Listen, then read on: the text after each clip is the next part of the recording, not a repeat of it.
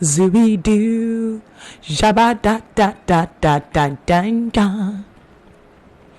I've been listening to a lot of jazz of late. Can you hear the skibby doo bap bap? Anyway, okay. Can we record, please? Because, as per usual, I'm being threatened to be taken off the internet. My only ting, right? I just want this to be noted. We are going to, I think, that very awkward moment where I actually don't know what number episode this is.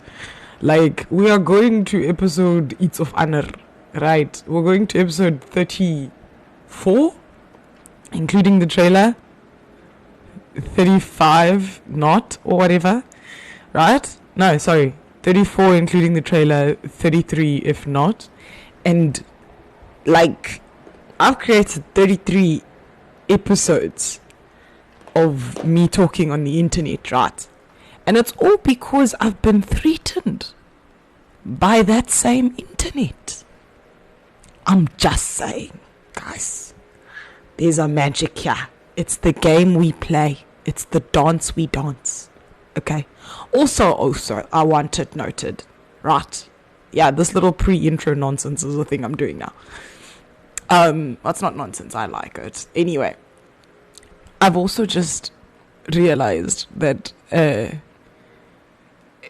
was I going to say? I lost my own train of thought now. But I'm the driver. How did I lose my train of thought? Oh, yes, I'm back. So I'm like, I find it interesting that, no, it's gone. No, man.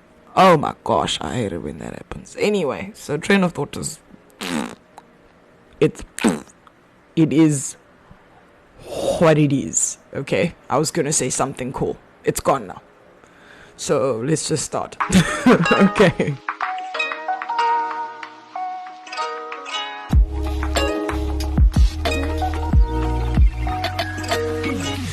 Welcome to a potential podcast with Tracy Lee. This is episode 34 if you include the trailer, 33 if you do not.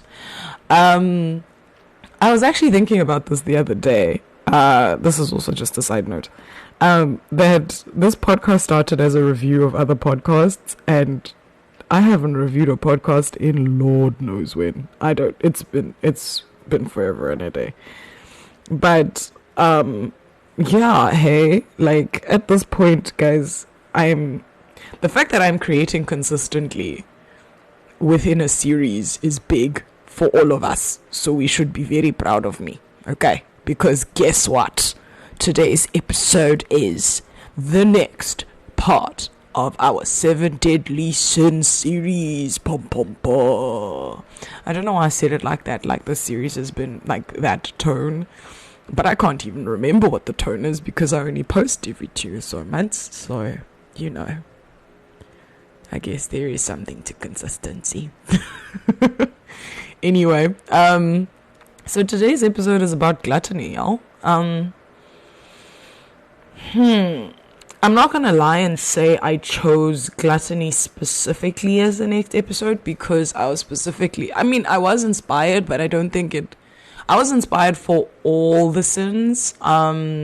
Gluttony, greed. I think actually, no, gluttony, greed, and sloth are easy to create for. There's just been a lot going on in life that has inspired me for those episodes. Wrath, on the other hand, I haven't really thought about. I feel like that might be my last one. I don't know. We'll see. If life, if I'm inspired, I might create one on wrath before the others. But today's episode, dearests, is on gluttony. By definition, gluttony is overindulgence. It's doing too much. You know what I'm saying? Like it's having too much. It's consuming too much. It's overindulgence. It's more like not even just more than you need, but it's like more than you need plus. That's what gluttony is, y'all. Like that's the definition of gluttony. And I guess the angle I wanted to take on gluttony specifically was, let's talk about just how much how muchness there is in the world right now. Do you know what I mean? Like, it's a lot.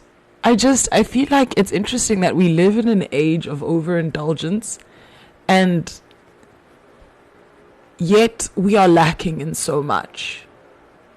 And it's interesting, like, this is just something that came to me now, because there's research for this episode, guys. Like, I'm quite proud of how we did this. Okay, ChatGPT did a lot of it, but I structured the questions, okay? I did the prompts, right? So I directed the conversation. Okay, thanks. But, like, I find it interesting that we are losing things that are, like, supposed to be naturally easy for us, like, in a world where we have more than we need of things that should be more difficult to, I guess, acquire. That being said, like, I think I've mentioned this sometime in the podcast before, but, like, food, clothes, things that, like, should take a level of effort, like resources, let me rather say, that should take a level of effort to gain, have been, like, easily provided to us. I feel like the only resource that has remained consistent through the years and has not changed how it behaves is time, because it is what it is. You know what I'm saying? Time is time. Like, time can't be changed, it can't be tweaked, it can't be dealt with, type of vibe. And I guess you could say water, but even water, like, can be, you know, jiggied a little bit. But time can't be, you can't remix time, dude. Time is time. A minute is a minute. Like, how you read a minute, how you use a minute is up to you, but a minute is a minute. We all together agree that 60 seconds is 60 seconds. You know what I'm saying? So I just find it interesting that, like I said, there's resources that we used to, like, fight for and, like, I guess work a little harder for that we no longer do. And those things are, like, now convenient and easy. But in lieu of getting those things, we are lonely. We lack ability to interact. Social anxiety is, like, at an all-time high. Like, we struggle to do things that should have been free and easy, or should be free and easy. Isn't that interesting? Anyway, so that might be the angle we're going on with this one. So what I did in terms of structure, because I want to give you guys a little bit of, like, a background on how I wanted to structure this, is I actually went into ChatGPT and I was like, okay, babes, right, I want to do gluttony, and there's a couple things I want us to address. I did want to speak to a little bit of the research, just simply because, like, my thoughts on these things is great, but if, like, we're not learning anything, what is the point? You're just listening to me waffle on. And also, if I'm honest, the other episodes have been a bit of a mess. Those have just been personal, addresses to me. Like, those have been diary entries, a little bit of vocal therapy. In this case, I actually just want us to talk about something. You know what I mean? So this one's going to go a different direction, guys. I'm not just out here. I mean, I will speak to my own experiences of gluttony, but, like, it won't be the main thing. And if you've been listening, I'm so sorry that I've trauma dumped upon you. But you listened, so now what must happen? Anyway, okay. So, gluttony. How much is too much? So, I guess let's just talk to what as I said, I have been inspired of late to do an episode on gluttony, greed, and sloth, because these are things that I've actually, like, personally got stories and anecdotes about. Especially, I think, sloth and gluttony. I mean, those two go very easily together, just simply because of the fact that, sorry, I'm trying to find a position to record. I should be sitting up, but I'm also like, no, man, let's be comfy. Also, I got beanbags, guys. Oh, there's nothing more magical than a beanbag. The one downside of a beanbag, though, is unfortunately the minute you sit down on a beanbag, except that that's where you live now. Like, just accept that's where you live now. Because getting up from a beanbag, nigga, my word. I don't feel old very often. But there are things that remind me I am in my 30s. There are things that are like, hey girl, you grow. And getting up from a beanbag is one of them. Yo, like I just sit there and I'm like, nope, I live here now. There was one day I think I just fell asleep because I just stopped trying to struggle. Like I felt like, you know, those beetles that fall on their backs, like, and then like you just watch it trying to flip itself over. I felt like that. Like I was just like, just accept defeat. You live here now. And I was like, if I really needed to get off, I would have to do, you know, that weird slide off thing where you actually have to crawl off of the thing and then like raise yourself up, because of the fact that like just a simple stand up is not gonna cut it, my brother. Because that's like doing like a deep squat into standing. I'm not that fit. Anyway, sorry. Why? Okay. Guys, this is what happens when you try and structure your freaking things. Now look, I'm just talking nonsense here. Anyway, it's not nonsense. I don't think it's nonsense, but you know what I mean. Okay, anyway. So my relationship with gluttony at the moment, I think one of the big things that has been happening with me, and I guess I could say is a speaking to gluttony vibe, is I will say since arriving in Korea, one of the things that has given me a lot of comfort is food. I do see myself eating more. I think I've found comfort in like, I think that dopamine release of eating, guys. Like eating is nice. Food is nice. Like, and I think it's made me feel a lot better in spaces that I just wasn't aware. I think I just misconstrued a need for a dopamine hit as a hunger, I guess.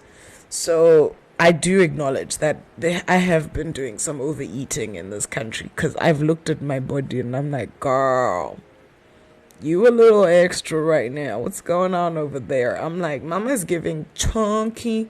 Looking good, the girls with the big old hoops. That song bangs, by the way. But yes, that's what's going on. So, yeah. That's one way. I don't think there's anything else I really have been like overindulging in. Oh no, but I do love an online shop, hey guys. But I haven't bought like a lot of stupid nonsense. I just think like if I want something, I get it. Like I haven't been going through the think about it first. I'm like, no. If I want something, I get it. The only trick is because I live alone and I'm a grown up, like a lot of those spur of the moment like purchases are like things I use continuously, even post, you know, that like snap decision. Like I will snap decision decide to buy bulk laundry detergent. Do you get me? Like now I'll have laundry detergent. Like this, but do I need 4 bottles of laundry detergent? No, but it was on special, so I bought it. But I'm gonna have laundry detergent for the foreseeable future. I don't have to think about it. It's done. So that's another thing, convenience. Do you get? But anyway, we'll get there. Anyway, so there's a couple things we're going to address. I actually made ChatGPT do some research and find me some articles and stuff that I actually wanted to just like comment on. But there's a lot of things that we could speak to, especially in this day and age that we're in, that speak to like gluttony. Like we have too muchness, guys. There's too muchness. Like you can watch a whole show in one sitting. You can buy a whole wardrobe in one sitting. You can know everything you need to about the world in one. Like it shouldn't. I don't think the world is supposed to. Like I don't think we're meant to have this muchness. TBH. And then something else that ChatGPT actually came up with, which is also quite interesting, is intellectual gluttony. Consuming information without applying it. Come on.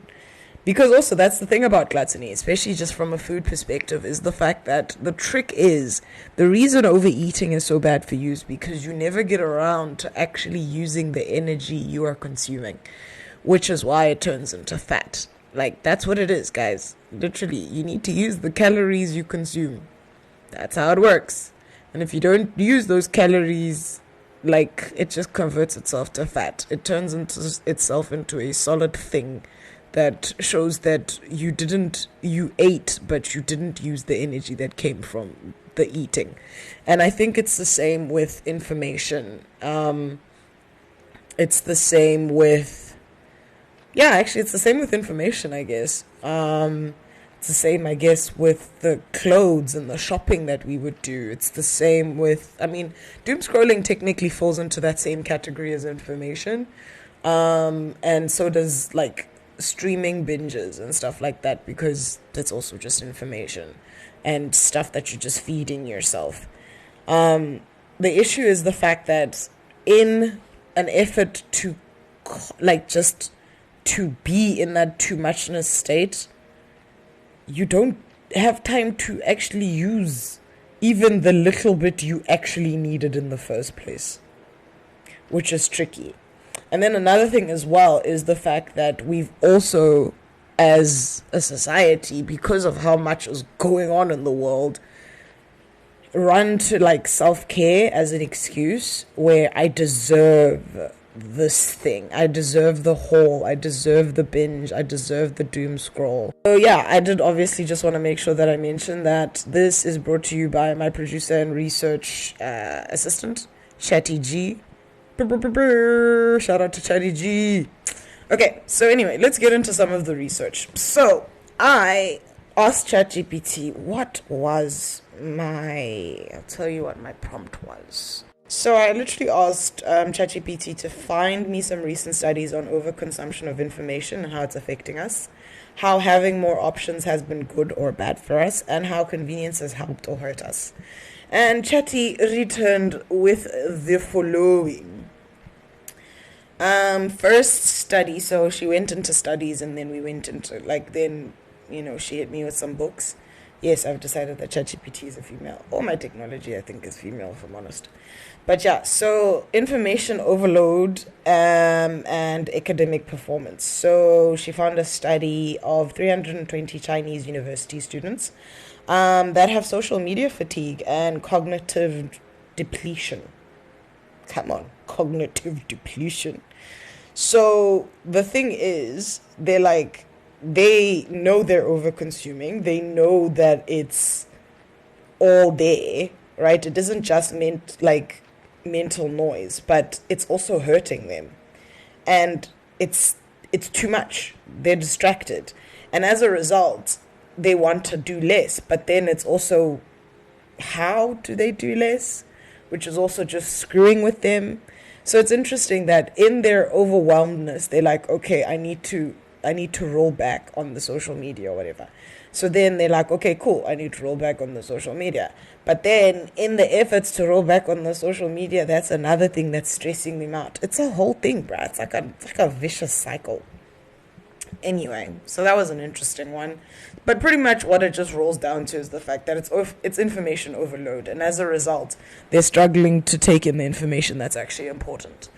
The next one was doom scrolling, news skimming, and fake news risk. Okay, so one of the things that has happened as a result of all of the information we're consuming and just how much access we have to all this information is, in our overwhelmedness of how much information is being thrown at us at any given point, or that we are consuming, we are less discerning of what we are taking in. We are less research focused. We are less inclined to question what we are being shown.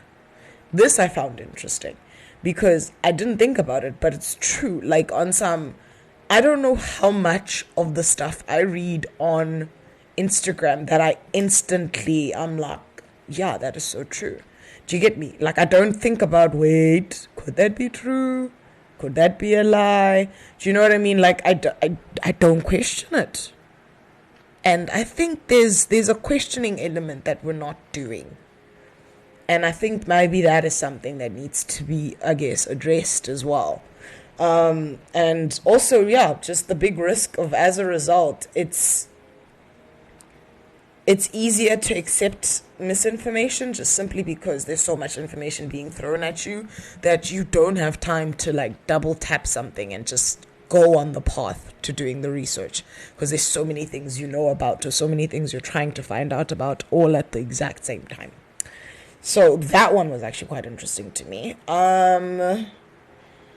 Oh yes, and then this also is another study, I guess, in China. So the other study, the one that I was just talking about, the misinformation one, that was just a study about how we have so much. So this one is, people trying to give up social media is actually giving them more anxiety because of the fact that in their efforts to give up, they're stressing themselves out because they're failing, and then that just adds another thing to stress them out. It's a vicious cycle. The information overload is just, it's making people panic. And then the next one, which I thought was interesting, this one was cool.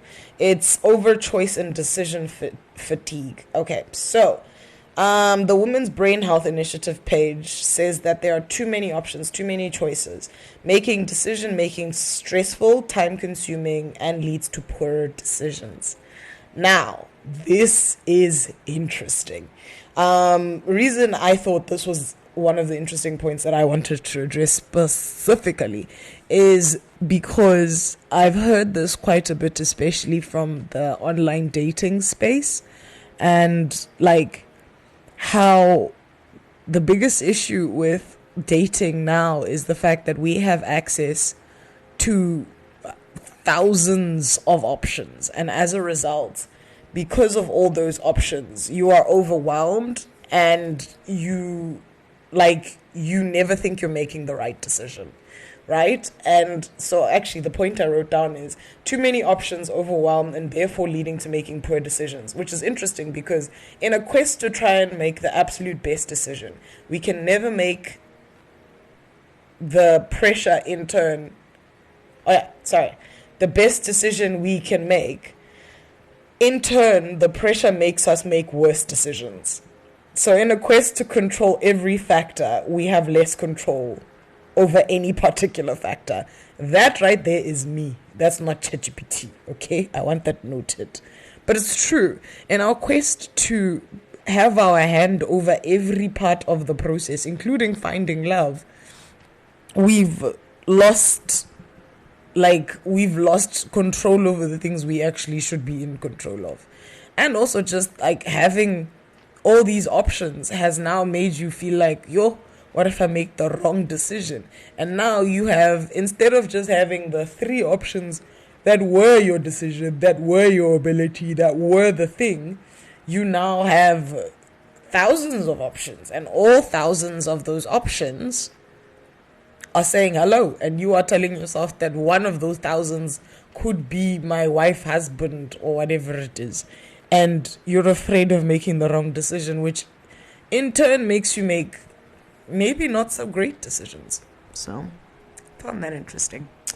Next study. So the next one was, because as I said, I asked a little bit about convenience as well. So convenience does come at a cost, right? The whole fact that it's easy to shop as quickly and as easily as we do is great, but short-term ease leads to long-term pain. Because the problem with convenience is exactly that, is it's too much, too easy. And it's given us, we've evolved to a place where we can actually exist where it's easy to live in, but we're not paying to make our lives difficult. Now we are paying to make our lives difficult, which is something I wrote down. And I'm like, that is actually very true. People are paying to exercise because we don't walk. And do you know what I mean? We now have to make an effort to do the things that make life, I don't want to say difficult, but make life difficult enough for us to be healthy and survive. it's curious to me. I mean, so the thing that popped into my head during all of this was I was thinking about this thing we have. I don't know where you're listening from, but I'm assuming all the people who listen to this are from South Africa because I just talk. But there's this gym. It's called Sweat 1000. Sweat 1000 is probably the most intense workout I've heard. I've never been because you'll understand why I've never been. But Sweat 1000 is very intense. Like, they have classes where pretty much you work out until you catch, dude. Like, literally, like, you work out until your body is at, like, it accepts defeat type vibe. So, like, it's supposed to be, wow, my mouth just decided nope. It's supposed to be very transformative and very good for you because, like, you just get, like, a very hectic, intense training vibe, like, very high intensity. I think it's that heat situation. Like, it's intense heat. And I'm just like, someone pays for someone to torture them for an hour and a half, 2 hours a week because they can't take a walk every day. You dig? Like, something needs to make us ask ourselves, does this make sense? You know? Anyway, so that was just something that struck me, is I'm like, convenience has made our lives less convenient in other ways. Like, you know, you gotta pay. There's no free lunch, guys. And then also there is information overload in health. So another thing is obviously having so much information in our brains leads to just reality being distorted, that there's a lot going on in our brains, a lot more than there needs to be. Also, I learned this word during the course of all of this. They call it cyberchondria. Yeah? Cyberchondria is literally like, it's so cyberchondria is like, it's because you have so much access to various illnesses and the information about these illnesses, apparently you make yourself sick. So then I'm also like, this is something that actually just struck me, right? Is I'm like, oh yes, and this brings in the thing I wanted to just speak about. This is me talking here. Is I've thought about this of late, where I'm like, everybody has either anxiety, ADHD, depression, or any of the mental health issues. I'm not, like I said, I'm not downplaying this. I'm just, it's a query, and come with me on the journey, right? Everybody has these things now. And I was asking myself, I'm like, is it that we are all sicker as a result of being aware? Like, do you get what I mean? Like, is it that the world as it is has made us sicker? Is it that the world as it is has just made us acknowledge that we were sick in the first place?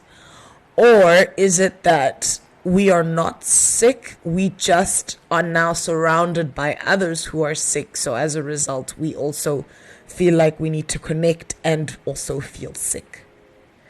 And then the conclusion that little rabbit hole of a thought sent me was, maybe it's both, and maybe it's all of them. And I guess it boils down, maybe my question boils down to, has knowing done us any good? And I'm talking about in a bigger context. Obviously, knowing if your child has ADHD or not is important. Knowing that you have ADHD or not is important. But could one argue, devil's advocating this thing, could one argue that there is a certain je ne sais quoi to ignorance? Yes, guys, is knowing better? I don't know, if I'm honest. Oh, and then another thing that we're also not thinking about is the fact that digital overconsumption, things like generative AI, the irony is not lost upon me that I am using AI for this, but like, generative AI and all of this does come at a price. Like, all this access to information and everything that we are doing, it's not just like, it's not just there. Like, things have to happen for this to happen. Like, case in point, the fact that, like, us having access to this much information this quickly has led to the fact that you need to realize how much water, etc., it takes to deal with your prompts. Like, I was just like, what do you mean? Because they have to cool the servers and it's a whole thing. And I'm like, nigga, what? But also, another interesting thing, right, is finding out that you need, when you are talking to your AI, please do not waste prompts. Don't say thank you. If you say please, it's fine, but say please with an instruction. Don't just say please. You know what I'm saying? Don't say thank you after a request. Say thank you. Here, na is the next thing. Or just don't say thank you. I think we're all just afraid that the AI is going to get very smart and then attack us. So that's why we're polite, I guess. I don't know. Anyway, so that's another thing. Cool. So then I actually decided to go down another little bit of a rabbit hole. Well, not really go down another little bit of a rabbit hole, but I asked Chatty to also look at some books that have been written about the topic. Two of which that came up was The Organized Mind, Thinking Straight in the Age of Information Overload by Daniel J. Levitin, whatever. Anyway, so he speaks to how attention, memory, and decision-making work under informational pressure. The book comes in 3 parts. It's pretty much focuses on attention and the fact that attention is like our most valuable resource, because obviously attention is what is required to do, well, anything, really. And how we need to make sure that we are managing our attention and where we are using it and how we are using it. Also, he actually speaks about the fact that the phrase paying attention is so relevant and so true. You are paying in attention. I think you're paying in attention in time. I would add time to that personally. But yeah, you need to think about the fact that you are paying attention to something. You are literally taking something of value and using it in exchange for information you are given. You have to now ask yourself, is the payment worth the product? You know what I'm saying? Like, you're paying for this thing. Is it worth it? And that is something I feel like we need to just address on our own. Also, things like multitasking. He's like, this is the reason why multitasking, like, because, a lot of people have just actually said that, like, multitasking actually isn't very good because you don't do the best at any of the specific tasks because you're trying to do too much at the same time. So he's like, and also multitasking takes actual energy. Like, it drains you, because moving back and forth and trying to switch, it actually literally screws with your metabolic stuff. Okay, he literally says it has an actual metabolic cost, and I'm like, damn, deep, because you're taking so much energy, and as a result it also leads to mental exhaustion. So yes, as much as people have said, guys, multitasking is bad because you don't do anything well, it actually is bad for you. Do one thing, do it well, get it done. And then, in the other parts of the books, he's just talking about how we need to try and use our attention and memory systems for, like, just better organization, for getting ourselves in order, as opposed to using it and paying to be distracted, pretty much. And then the other book that came up was Too Much to Know, Managing Scholarly Information Before the Modern Age. So the reason I thought this book was interesting is this writer, Anne M. Blair, wrote about the fact that the information overload thing is not new. In the ancient, medieval, Islamic, and Chinese cultures, especially early modern Europe, we're already complaining about there being too many books, too much text, and not enough time. And the invention of the printing press made it worse. So it just goes to show that information overload is not new. information gluttony is not new. It is just, it's taken a different form, and I think probably we've just supercharged it, like hit it with like a super size me type of vibe. But what those past scholars did, which is a little bit different to us, is they indexed, they summarized, they encyclopediarized, and all of those things, right? So I'm like, then that led me to the question that ChatGPT is like the ultimate of this, right? So why are we still suffering from overexposure? Because ChatGPT is exactly that. Like, it gives you the information you asked for directly. Like, you're not getting everything. You're getting exactly what you asked for. Case in point, how this research was done. But then why am I still feeling, or is it maybe that the method in which we are being exposed is the problem? Because it's not books and it's a computer. Like, is that the, I don't know. Anyway, there was a thing there. And then also, so yeah, that's the little bit of the research that I read into. I had to obviously try and, learn us something. But honestly, guys, the big thing that I've just realized is I'm like, overindulgence. I think there's a point where, like, you get what you need, and then, there's a point where you get what you need, and then you want more. And I think you might just be seeking for a moment to not end. I don't know. There's something there, and I'm sure when I put in my final thoughts, we'll address it, because, as I said, we are thinking through this together, my friends. Anyway, okay, so another point I mentioned in my notes was I just watched a Netflix documentary on waste. It's called Buy Now, The Shopping Conspiracy. Oh, yes, and this is about how our overconsumption is causing real issues in the world. Like, this is not an information. This is just overconsumption of just goods. And the thing that really stuck with me was someone said in the documentary, where we keep thinking about the fact that we throw things away, and there is no away. The world is finite. Space is finite. We are going to really start seeing the effects of our waste soon, if we haven't already. And I was like, hot damn. But it's because of the fact that we're consuming way more than we need to. We need to buy less. We need to stop consuming as much. Like, I can say all of these things, obviously, guys. This all comes from a moral standing perspective. But I am also the girl that is looking around and seeing all of her Shein purchases that make her very happy. So, something needs to probably be addressed there.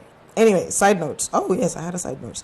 I think a lot about how we don't acknowledge how much radiation and toxic waves are affecting our children. So, so this was because I was thinking about the Trevor has an episode on ADHD with Dr. Kristen Carruthers, and she speaks to the fact that we are all more exposed to things that are affecting the kids we are having. Going back to my question is, because yes, we're more exposed to technology, we're more exposed to radiation, we're more exposed to just all of it, right? And I guess maybe this also goes back to addressing the question I had, where I'm like, are we sicker? Are we just now aware, so we're the same sick, just aware of it? Or are we not actually sick and we just think we are, So this, I guess, helps address a little bit of that. I think it still speaks to the both and vibes of it all. Like, I think all three of those truths are true. But yeah. So, something interesting that I decided to do in this process was I asked ChatGPT to write me a listener letter in defense of gluttony. And I asked her, because Chatty is like, I asked her to write me this letter from the perspective of someone who is my opposite. I guess this opposite could be, I was just going to say, I actually said white male, because I feel like that is the furthest on the other end of, I guess, this race spectrum, if you want to call it that. let's not think about that too deeply. Okay, I just chose it, all right? Because a lot of people would be like, yeah, but what makes you this picture? Let's not do that, okay? I chose white male. If you get it, you get it. If you don't, you don't. That's why I chose it. Okay, so let's listen to what Chatty, posing as, what is his name? His name is Matt. He is 34, and he's from Portland, Oregon, I think. It just says Portland. I don't know if that's in Oregon. I'm not American. Anyway, okay, so here's the letter. Hey there. I've been listening to your series on the 7 deadly sins, and I've got to be honest. I think gluttony gets a bad rap. Maybe it's just me, but as a 34-year-old guy navigating the world that's constantly telling me to do more with less, I've come to see gluttony as a kind of survival skill. Think about it. Life is stressful, unpredictable, and sometimes downright miserable. When I binge a Netflix show, order Uber Eats 3 nights in a row, or scroll TikTok until 2 a.m., it's not me being weak. It's me finding comfort. It's me saying, screw it. I deserve to feel good right now. Isn't that self-care in its own way? Everyone talks about moderation like it's the holy grail, but moderation feels overrated. Some of the best things in life happen when we go all in. No one writes songs about salads. They write songs about champagne nights, all-you-can-eat buffets, and passion you can't contain. Gluttony, in a way, is how we taste life fully. And let's be real, convenience culture is amazing. I don't want to churn butter or spend 3 hours cooking when I could be gaming with my friends. If an app brings me tacos in 20 minutes, why not celebrate that? Isn't technology supposed to make life easier, not harder? So maybe gluttony isn't about excess ruining us. Maybe it's about embracing abundance in the world that constantly asks us to shrink ourselves. If I overindulge sometimes, whether that's food, media, or comfort, it just means I'm living in the moment. And honestly, I think the world could use a little more of that. Signed, Matt. Now look, never challenged ChatGPT to write like a human being, because I was like, damn. He makes points. Some of it was a little bit like, but he makes points. Like, he makes points. Especially we don't write songs about salads. I think there is some real thoughts to be had about, like, will we adapt? I think that's the problem, is we're not adapting as quickly as we are consuming. And maybe we will eventually adapt. Maybe we're panicking for nothing. We'll eventually get to a place where we're used to too muchness. I think we've already gotten to that place because, like, there's a lot of stuff that, like, was too muchness before. You know? Like, maybe we are adapting. I haven't actually done the research on that. That thought just occurred to me now. But, like, there is good to the convenience of all of these things. There is bad to it. I, personally, as a person, like, it is more convenient for me to go shopping online on Shein. And that also has its own, various issues on Shein. Simply because of the fact that, like, finding my size and clothes that are within my budget in this country is a mission. I can have it delivered to my house. I can have the wardrobe I want exactly how I want it delivered to my house. In my size. Heavenly Father. So, like, I don't know. Matt makes points. You know what I'm saying? He makes points. And he's right. Technology is there to make our lives easier. Yeah. I like that point. Maybe it's about embracing abundance in the world that is constantly asking us to shrink ourselves. Oof. Damn. Guys, never challenge ChatGPT to write like a human being. It's a little scary. But yeah. Anyway, so friends, colleagues, people, this was obviously my effort to do a little bit of a researched episode. You know what I'm saying? Do a little bit of an episode that speaks to some things. I guess the only thing we really can do is just try our best to do our best.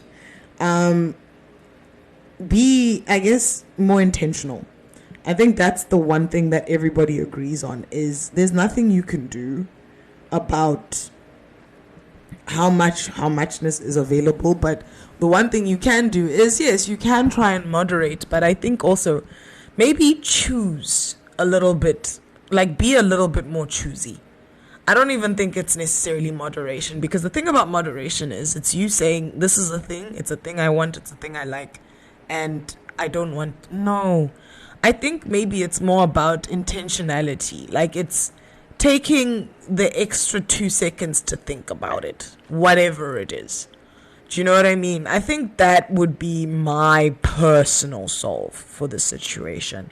Like, take the second and think about it. Like, there's this hat. I'm actually very upset I didn't get it.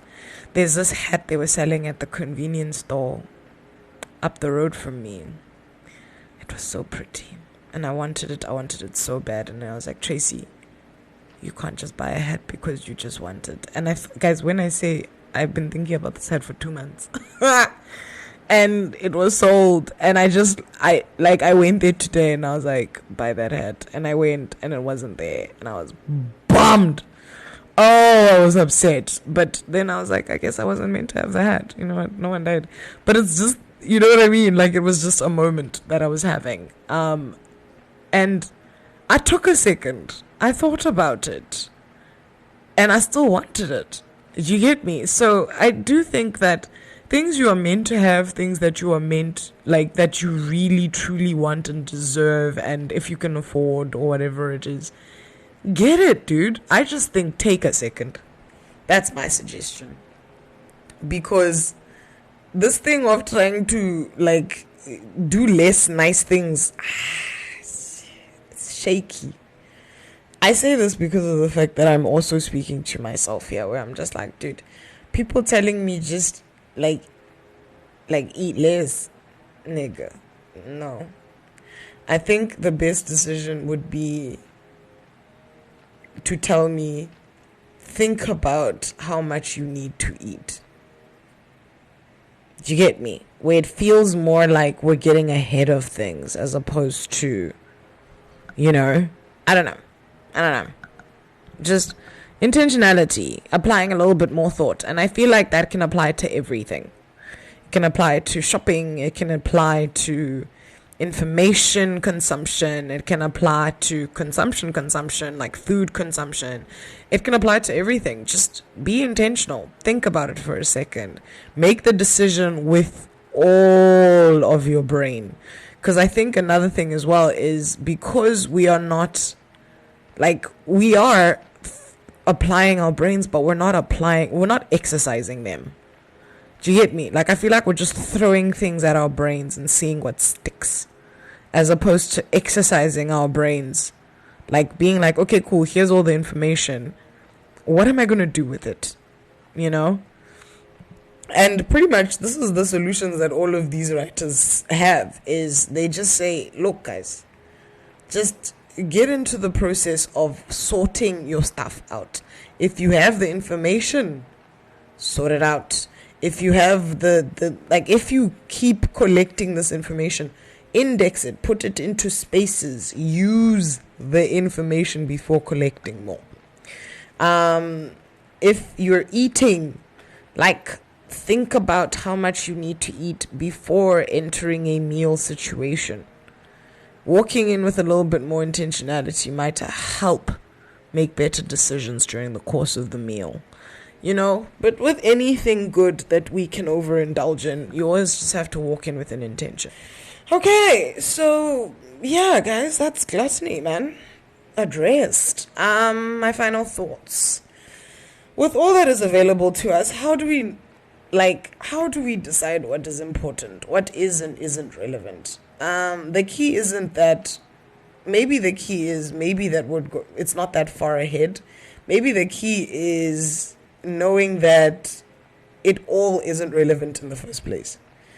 So the question I was raising there in a very complicated way, I love that I try and read my final thoughts like it's going to make sense, but pretty much what I was trying to say is, I'm saying be intentional and think about it and decide and all of that stuff. But the thing is, maybe to help you with that is to start by remembering that everything isn't for everyone. Okay? Like, you're not meant to experience every single thing. You're not meant to see every single thing. You're not meant to date every single person. You're not meant to eat every single food. You're not meant to be every single person in every single situation. There are things you have to miss. There are things that are meant to pass you by. And everything is not for everybody. So if you walk into every situation knowing that, it might help. I think. These are my thoughts. These are not ChatGPT. These are not typed. This is me just taking all of this, synthesizing it, and coming to a sort of something. And I'm like, I've had to also come to the reality that everything isn't for me. I'm not meant to experience everything. Everything isn't necessarily my calling, my space, my what. So, yes, guys. Yeah. At the end of the day, I do think you have to accept that you're not always going to be doing the best, most ultimate, amazing thing you could be doing at any given point. And that's okay. Things are meant to pass you by, and that's okay. Not everything is meant to be experienced by you, and that's okay. Like, not everything is for you, and that's okay. And if you do want to roll back, maybe think about it before even starting the process of the consumption. That's my suggestion. Those are my thoughts. Anyway, yeah, man. That's me. This was a journey. Strange, but hey, we did a thinky version of one of these before, so it's a little confusing. What I've just done isn't too far off from what we've been doing. Yeah, guys, thank you for listening, man. Like, the fact that you are listening to this just gives me very much happiness in my heart. This has been a potential podcast with Tracy Lee. I pray this podcast and I live up to our full potential. Okay, love you. Bye.